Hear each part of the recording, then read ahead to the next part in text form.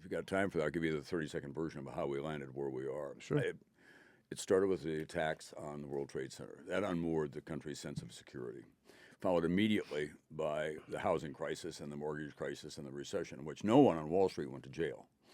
But everybody out there who had a stake in all of this lost their houses, lost their jobs, and their kids at that time were 12, 13 years old. They're now the millennials. And immediately after that, President Obama said, I'm not going to be a blue state or a red state president. I'm going to be a president of all the United States. And he introduced effectively a blue state social agenda, same-sex marriage and a lot of other things that he was pushing. Doesn't mean that they weren't appropriate, but a lot of the country was not yet prepared for that. Republicans, on their part, decided that what they would do is just sit on their hands and resist everything. Didn't want to negotiate any kind of change.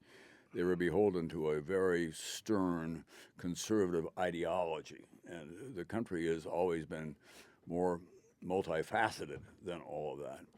So now we get in, and then we have the invasion of Iraq, which turned out to be a disaster. I mean, it led to where we are today. And those young people who were growing up at that time are now the millennials, and their loyalty is to the digital world and to the social world. They're very smart.